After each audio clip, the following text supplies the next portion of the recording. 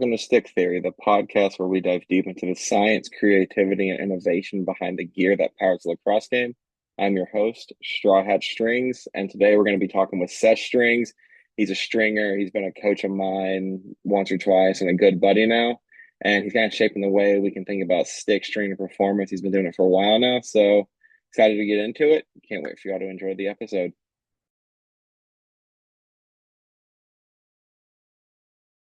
Sesh, thanks for being on Stick Theory. I guess let's just start at the beginning. Like, how'd you kind of get into lacrosse and what pulled you toward that stringing and more like product development side of the sport?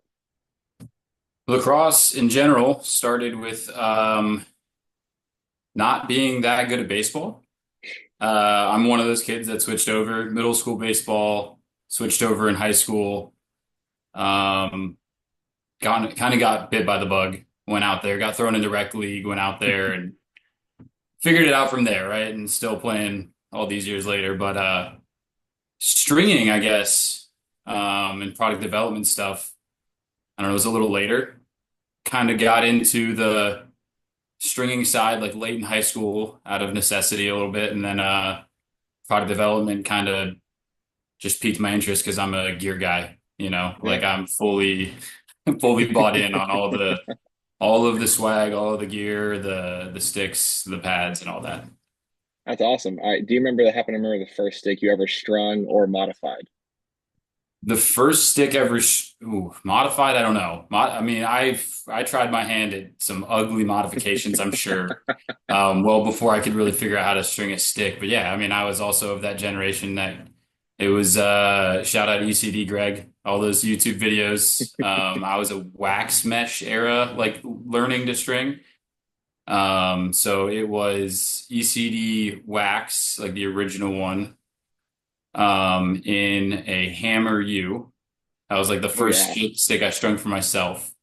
And I had just committed to play college, so I did it the college colors and everything. And I mean, I just copied someone else's pattern, but I was pleasantly surprised. It was a great stick. And then Yeah. yeah, I mean, hundreds since who knows how many.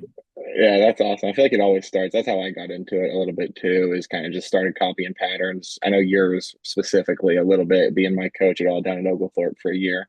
And so another question I got for you there is kind of what's changed about your process or mindset since stringing that first stick? It's my stringing has changed a lot. I mean, I went from like copying people's stuff. And then I think that I took like a humble dip when I was like, nah, I got this, like I don't need to copy people's stuff. And then like, was putting out some stuff that I probably wouldn't have used myself. And then, go back into like trying to you learn more technique and whatnot. And then, um, you kind of learn what to look for while you're stringing and how it affects after use and stuff. So it just takes a long time. But I mean, early on, I was probably way more bought in on the aesthetic of stuff, the colors, how cool the mesh was. Like back when there was all sorts of colored mesh before it was all just striker, when you could have all funky patterns and stuff. Yeah. But then, as you get better at it, the more you do it, the more you get into the true functionality of a pocket. And I'd say now my entire philosophy is based around functionality. I mean, if stuff looks cool, I'll do it, just to make it look prettier. But at the end of the day, you got to be able to use a stick, and that's all that matters, right? You can pick all the fancy colors and stuff, but you got to be able to use it. So, um, yeah, you learn more, you learn all those knots, and you learn all of the different advantages of different meshes and whatnot. You try to put it together in the best of your ability, but um, you try to mix both, I guess, as best you can, right? Yeah.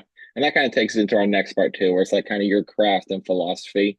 So I'm curious if you could just drive a little bit more into like what that stringing philosophy or design theory like would be if you could encompass it in like a few sentences. Um, yeah, hammer and functionality. There's no wrong way to string what someone wants. It might take a lot of trial and error. And um, I mean, if you I'm failing on it. I think that a lot of people don't know what kind of pocket is best for them. They want to play with their Hmm. position. I think my theory is that play with what's best for you. You'll see guys at certain positions using certain pockets that don't look like they should be in, on a pole or, in an attack stick, but like whatever works with your play style is the primary factor and just make it work for that. If you can make it work for that, you can play within, your arsenal, it's a solid stick. All right, so then kind of going on to that, that takes into our next question. Do you approach different player positions or playing styles in your stringing, or you're more of a it's an individual, like what works for them basis? That's a good question. I mean, it varies, right? I guess younger kids, I get a lot of dads that are like, I don't know, just do something. And you're like, I'm going to give you a pretty well-rounded pocket, right?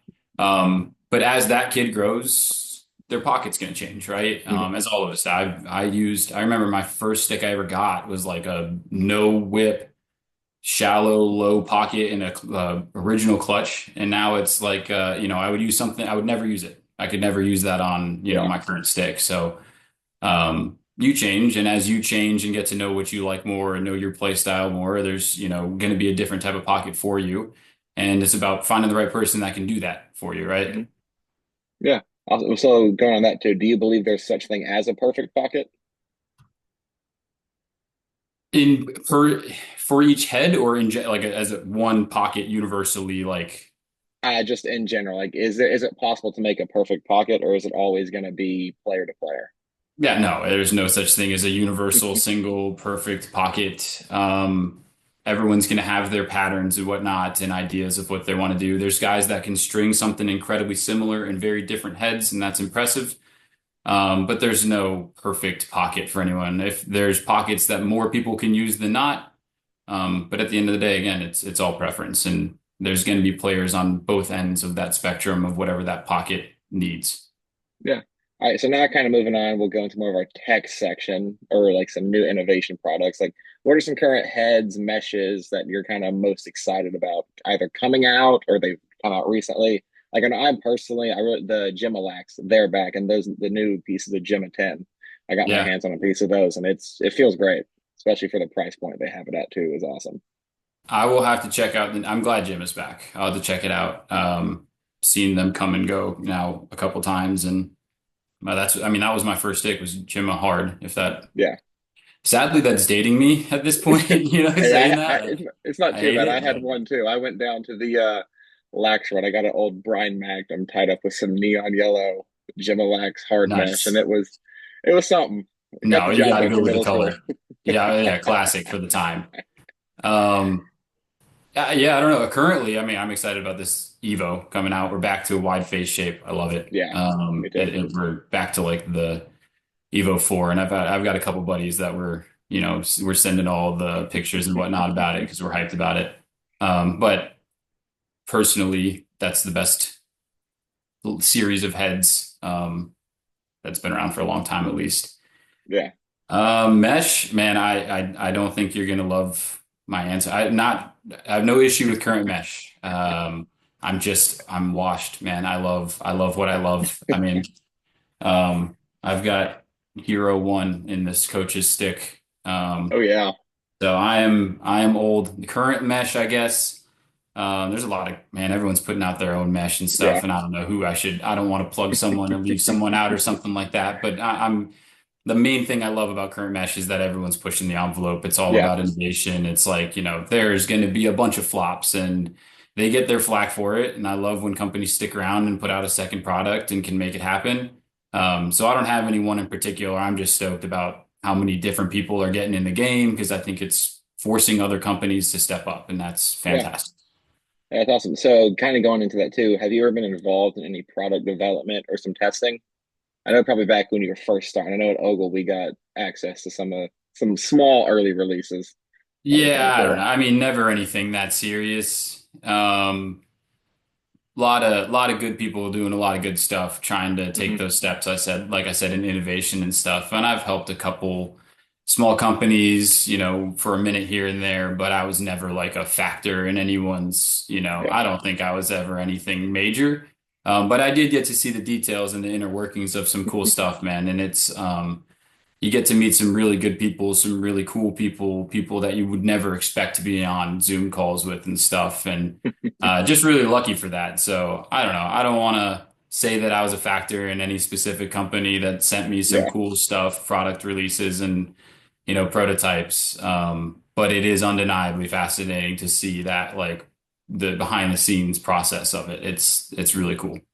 Oh, I'm sure. And so, what are some innovations that you think the industry like kind of still needs to come out? Is there Ooh. anything you think of? Um, still needs, man. Yeah, I don't know. I feel like everyone's got all these ideas. I feel like it's all been done, and then I see something else. Like it's like every month I see something where I'm like, what? Like we're doing golf now. That's crazy. There's lacrosse Yeah, golf and golf. I mean, it's there's just something with lacrosse. Like I feel like every month. But within the actual sport of lacrosse, yeah, I don't know. I think that I think it's fun to watch the stuff that's continuing to progress. Maybe that's hmm like the only thing I can think of is watching these face-off heads, just get yeah. better and better, and goalie heads get better and better from when I played, when I started ball. Weren't even When I was face-off heads in, back then. there weren't. Yeah, Yeah, that was back when, whatever, guys were using the blade and stuff, but like it was, clutch X6 and or clutch X in high school and stuff, clutch 2, I guess, 2X. yeah, And the Nas stuff that the original Blade, none of those were even meant to be face-off heads. So like to yeah, see that they're making face-off specific heads, now like the CEO has turned into a face-off head. I learn about it every time something's posted, but it's yeah. fascinating to learn about what is needed to continue that position. It's really interesting, but I'm not I'm not invested and involved enough, I guess, to know like what we need as a sport that someone's not hmm already cooking up. Yeah. All right. So then, if you could it's kind of small thing branching off that, if you could design your dream head or mesh, what would it entail? Head, I'm a pole. So mid to high profile. Like I like all these, like I'm excited about this magnetic and I like the Delta. I've been using the Havoc too, like the little higher pocket, hmm kind of mid, wider face shape, but not super wide. Keeping it straight, keeping it relatively parallel. Mesh, give me less diamonds, baby. I need give me someone bring me back to like what six diamond used to be, man. Yeah, I'm still buying old pieces from like 2012 or whatever. So if you've got some, let me know. yeah. But got to be six diamond, seven diamond mesh, something funky, I guess, like that. I love that. So now we're going to kind of move into this gear culture side of things. So lacrosse does have a passionate gear culture, I would say, especially nowadays with like you see sideline swap, eBay becoming a lot more prevalent. Like, how do you see the community kind of evolving around you through that? Because like Um, personally, the way I see it, to give you time to think, is I see a lot of these PLL guys, like they now have these followings, like they'll put stuff out on sideline swap, yeah, and like it's kind of growing interest within that side because it's kind of cool to own a piece of like Atlas gear if you can find some old like for sure. lizards or ratless gloves. I think it's cool. We're kind of seeing that get brought back. Yeah, I mean, I think that the gear side of things is, people don't realize that it's a really good way for a kid to just get really invested in the sport. hmm You find a deal here and there. If you're invested in, maybe you want to still equally invest your time on the field, but like if, getting a kid bought in on a sport fully is the main goal, right? Is like keeping the kid coming back to the sport. So like the opportunity and in lacrosse, I feel like there's way more opportunity to get something cool. You Yeah, see it with hockey on sideline swap. But like, yeah, I have like I give him to my buddy because he appreciates him probably more. But like your hat, our buddy Zach Taylor, I gave him yeah, some LA Riptide Mac Daddies that like yeah, I just found they were cheap. They were like at a plate again for like $60 or something like that. yeah, And at the time, like that, they just sat for me. But like at the time of having them, like it was just another cool thing to yeah. invest in and get you closer. It feels like you're closer to the pros of the sport. hmm That's awesome. I think it's evolving the community in a positive way, and it always has. I think as long as people aren't, being crappy within it, which happens Yeah. sometimes, it's getting better though. And I think like I said, it gets people bit, and that's what you need. Yeah, I have tried to get those gloves off of him a couple times, and he refuses to part with them. I don't I think he might, those might be in his casket, man. Those and the yeah, brass monkeys might be in his casket. I even offered him Shout a out piece Zach of Daly. yeah, awesome guy. I coached with him, you coached with him, but I even offered him like some Bayhawks gear because I know that was his team in the ML days, and he said, "Yeah, it's not enough," and I said, "It's never going to happen." It's not, no, there's no, it's, they don't have a price tag. I do not. So another thing, I know we've talked a little bit. You were talking about the old kind of lacrosse forums back in the day before social media, but like, how do you think social media has changed the way stringers and brands are able to connect with each other? Well, in reference to those lacrosse forums and, e-lacrosse and the other, like even websites that were, lacrosse playground, things that I grew up with, which I don't even know if those mean anything to you. Um, it was always cool, but it wasn't as like immediate, Hmm. So you could go learn a lot. You could see conversations that happened over years of time. But now it's like, man, I can learn if I want to see something, I could look up a hashtag of the model of a head and I can find a million patterns. You can Hmm. go to a page, an Instagram page and click on their tagged posts and find all the patterns and pictures. And I think it's made it everything, the growth is much faster because of it. I think it's easier access. Like there are some guys that helped me out when I was younger, starting up when I was really trying to figure this out in college. And like all I had to do was send a DM to a guy that I actually, ironically played against in college. And he was giving me all this advice and other dudes. Shout out Jacob works there. But like just dudes that everyone is so willing to help, then only being one message away, you Hmm. could pretty much get whatever you needed if you had a question. Yeah, that's awesome. That's the one thing, especially I've learned. Obviously, I started relatively more recent, but even like I'm able to just like patterns was the first thing I said. It started off with the old East Coast guys like tutorials where it's like, oh, it's like not SI, skip, all that. And now Yeah. it kind of gets to the page like a couple of the stringers like, I'll do you. Like there was one I was copying the DNA pattern you did for me a while ago. And like Mhm. couldn't get it exactly right as I wanted, but like I knew enough now, like just make it similar aspects, similar feel. And that's kind of nice that I'm able to do. Yeah. So any shout outs to stringers or like developers you admire, any good buddies in the space you've like made over time or Oh, I feel like I would hurt feelings if I left people out, man. I have made so many good friends in this community, man. Just great people willing to help, looking to share and invest in you. Too many, man. I will say that if anyone hearing this, if you're part of that, you're part of it. I've got some people I still text as like good friends to this day that are very close to me. Just from collaborating on some giveaway when I was 19 or something like that. And I think you're young in this, in like your Instagram, journey here, but like you're gonna find like great people, man. It's gonna yeah.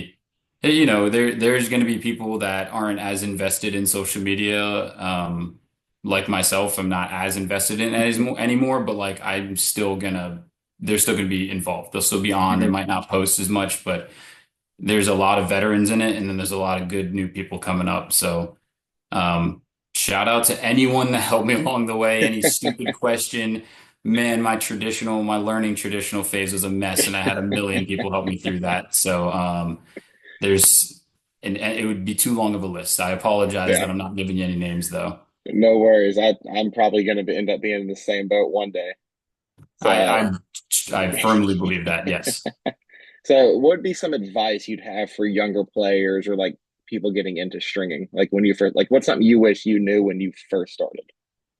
That's a great question. The number one that comes to mind is like accept the failure. It's the same as anything else. You're doing something new. Um, it seems stupid sometimes where you're just like, it's just a lacrosse stick and like you'll beat yourself up about it for sure. If you can't get something right, you can't get something perfect how you want it. Um, just don't give up. Keep failing. I'll still to this day string a sidewall like 4 or 5 times over and over just to make sure I got it right and I like the stick and there's no issue with the trial and error there. Second I'll give you three things. Second quick one would be Don't get burned out when you do start getting good at it. And you're getting confident, you got a lot of people hitting you up, or you're just really into it and you're finding sticks at Play It Again, like I was, to just buy for $10 a string. Hmm. Give yourself a break. Don't get burned out. Um, yeah, you're always going to come back to it, but just like, take a break.